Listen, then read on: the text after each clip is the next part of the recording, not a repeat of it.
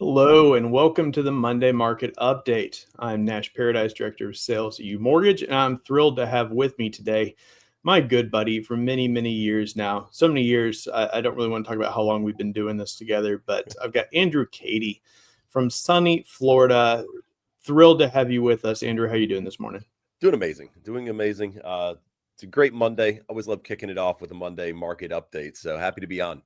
Awesome. There's nothing more exciting than having a Monday market update talking about data during a government shutdown when we have very little data to talk about. So this may be brief. Let's jump right into what happened last week.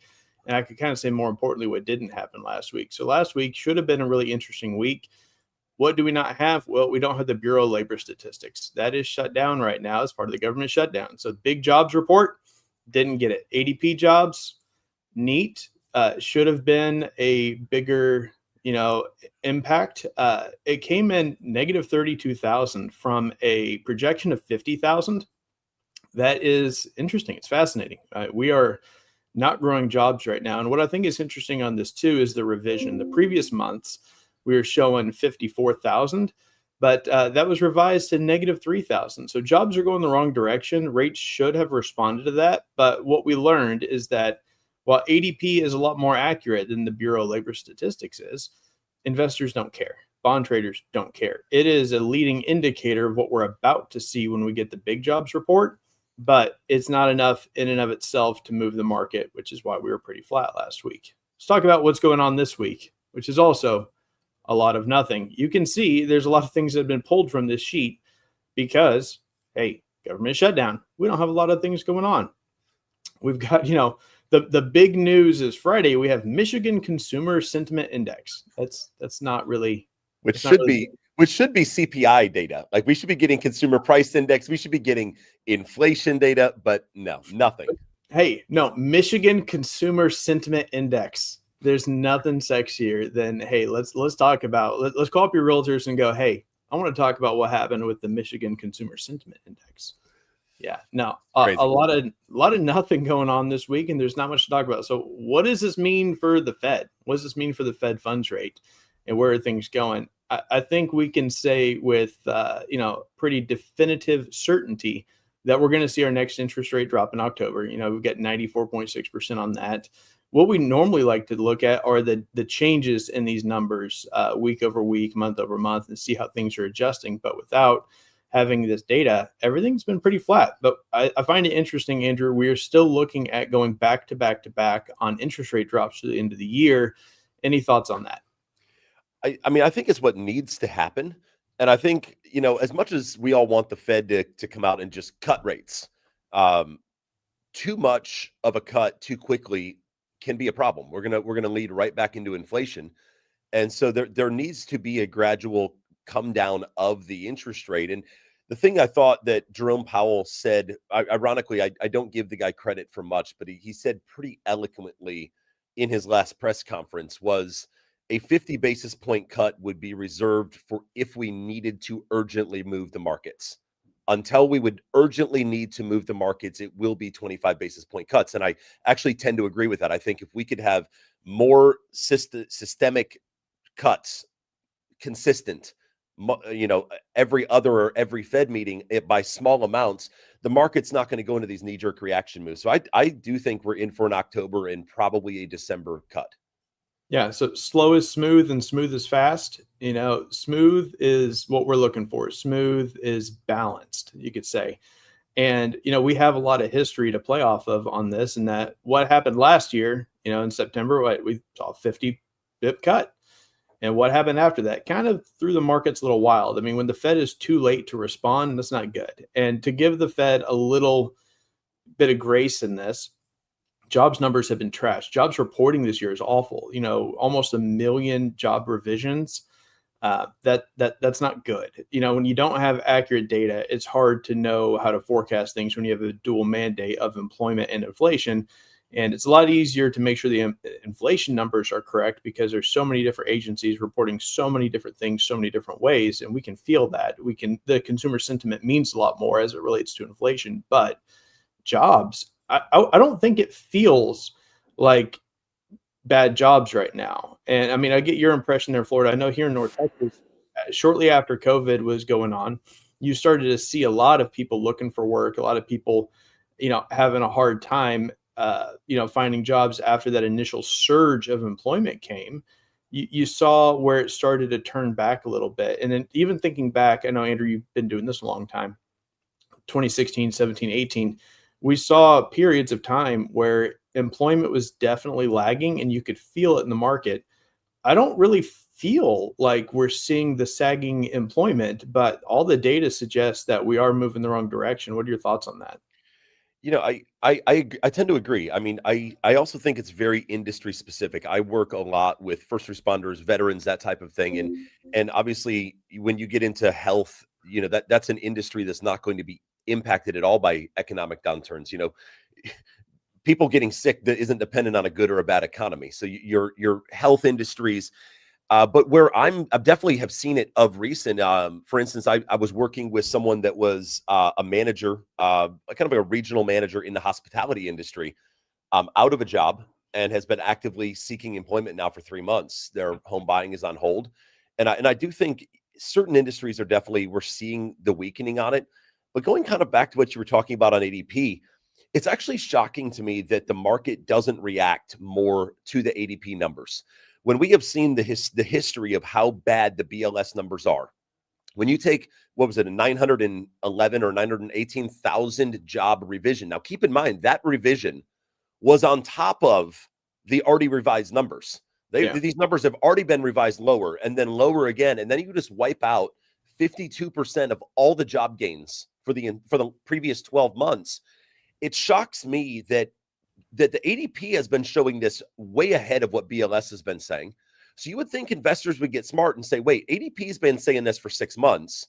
BLS is massively messing up. We should start really putting more onus and more reaction into what the ADP is showing us. But markets just don't tend to react to it. No, and if the markets don't tend to react, investors aren't going to, react. All they care about is making money. They have a single mandate, whereas the Fed is dual. Bond traders, their job is to make money. So, right. I mean, we can't pretend that anyone's going to be looking at this data and the information from ADP and say, oh, well, I'm gonna move funds over here. I'm gonna move things this way because I know what the real story is. No, if the money isn't following after that, you're going to lose money in the interim until that revision, and you're not going to be a very good bond trader. So let's talk about, we know where Fed funds rate's going. We know we've got 3 drops this year. After that, it doesn't really matter. Let's talk about how does this impact mortgage rates? And the graph's kind of interesting right now because we have 3 different tracking metrics here. You've got your Mortgage News Daily, Freddie Mac, and the MBA. And obviously Mortgage News Daily is the most accurate, the most frequently updated. That's our blue line here. They all move pretty much together, but I feel like our blue line is the most consistent. After that lull and that drop, we've really flattened out since the Fed meeting and stabilized in this, 6.3 to 6.35 range. And, a little improvement last week, but it feels like we're holding steady on mortgage rates. What are you seeing, Katie? Yeah, and I think we will hold steady on mortgage rates for a bit. Until I tend to say almost until we see the government reopen and we start getting data again. And when that data solidifies the fact that we will be in for another Fed rate cut, I mean, we saw the 10-year Treasury. What was it, about a 3-week window from when the Fed made an announcement they would likely cut to when the Fed cut actually happened. The 10-year Treasury was down exactly 25 basis points, 0.25%, which was what they cut. And so I do think with a rate cut being very probable at the end of this month, we may see a little more stagnation until the government opens up and we actually start to see data that solidifies that Fed rate cut. But I think the moment that Fed rate cut is solidified in traders' minds, and it's solidified that it's going to happen, we'll see interest rates begin their trek down ahead of that next rate cut. Yeah, I'm usually slow to agree with anything that says, hey, rates are going to go down. But I've got to agree with you here. I feel like as soon as the government opens up, as soon as we get the data that has, been backlogged here a little bit, and it does show, we're going to get data after data after data that's going to support this Fed rate cut, which again, even beforehand, we're 86% likely, like we know this cut's coming. And what we saw before the last rate cut was really good rates up to an anticipation of the Fed meeting. Right. And it was great right as the Fed meeting was going on until Jerome Powell talked again and kind of negated the dot plot. But, JP do what JP does. If I could add one thing to it, I think there is pause for a little bit of concern. I mean, we know how bad the BLS, or I like to call them the BS jobs report data is. We know how bad this is. And I do think that it would not be outside the realm of normal that when government reopens, we get the BLS jobs report that we missed. And the data is wildly inaccurate and it shows job strength. And that could completely turn everything on its head. And we know how much the Fed looks at the BLS numbers, not the ADP numbers. If for some reason it was a gangbusters report that will in the future be revised down 2 times, it could put a pause on an October rate cut. And that would really turn things on its head. So until we get that data, we don't know exactly what the Fed's going to do. And that's why I think we've seen the markets just flatline. They're as cautious about this as we are. Yeah, I think there's, we're talking about low chance probability. Maybe I'm giving the BLS too much credit here, but trailing ADP like it does, I mean, you don't go negative 30,000 jobs on ADP and then somehow hit, jolts in new jobs added at, 193,000. Like that would be shocking. It's not out of the realm of possibility. It's happened before. I got to assume that we're going to pause and drop. And I think in the interim, during this hold pattern, like you said, we're going to be holding pretty steady. I think we're going to continue to see resistance on the Treasury bond yields. From that, if we get up to 418, 419, it's going to push back before it gets to 420. But we're not going to get any lower than I think 408, 409. The 411 to 415 yield is going to be just this sit and wait, see what happens. And so what that means to industry professionals, mortgage loan officers, realtors, buyers, et cetera, is, hey, if you've got something that works for you right now, cool, take action. If you're on the fence and you're waiting to see what happens when the government reopens because you think it's going to be a significant rate drop, I wouldn't. We're talking what's significant to Andrew and I is seeing the overnight average go from 635 to 615 to 619. Like that's significant to us. That's a pretty big move. That's not going to move the needle from it makes sense to buy now, but it didn't 2 weeks ago kind of thing. Yeah. So, and I think you're super wise in what you're saying of if you're happy with what you got, lock it in now, because in the absence of news, in the absence of data from our government, our markets are very susceptible to international data. Like we saw the 10-year Treasury spike up this morning on data coming out of Japan. Whereas if we would have gotten our normal data sets, it probably would not have been as susceptible to the move we saw this morning. But when there's a lack of data, we're going to react to the smallest and things that aren't really consequential to us. So I think you're right. If you're happy with what you've got, probably a wise move to lock in what you've got today.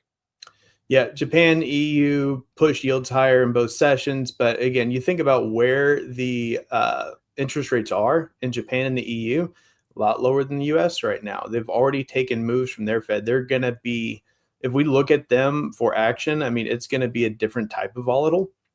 And, I'm looking at a post right now, in practice, we're seeing one of the larger instances of overnight selling, ironically, extreme absence of domestic market movers can grease the skids for more volatility. Yep. That's exactly what we're seeing, but we're even seeing a bit of a rebound from that right now. I'm looking at mortgage-backed securities being fairly flat, down 3-4 basis points. If you're looking at the 5.0, it's down 9, but it's been a little bit bigger of a mover. When by the time rates open this morning, mostly flat, nothing to get crazy about. So Right. I don't know if we're going to see anything crazy going on. I don't track the Japanese and the EU markets the way I do the US because it's not as relevant. I hate that it is right now in the absence of US data. And I'm not about to go I nerd out on this pretty hard. I'm not going to go hard on EU and Japan stuff because I feel like our bond markets overreact and then recover pretty quickly thereafter. So looking forward, what to do this week, lock it if you like it. And that's going to be consistent for a long time. Look forward and expect that Fed rate cut, but also these are the conversations we should be having with our agents. If people are unsure what to do, unsure if they should wait, not sure how the government shutdown is impacting them on the mortgage rate side, well, now you know. It's a lot of stagnation, a lot of nothing going on. Anything you'd like to close us with, Andrew? No, let's go out and have an absolute amazing week. Crush the week, my friend. I appreciate your time. Thank you for joining us as a guest. It's always great to hang out and chat with you, my friend. And we'll see y'all back here next week. Take care.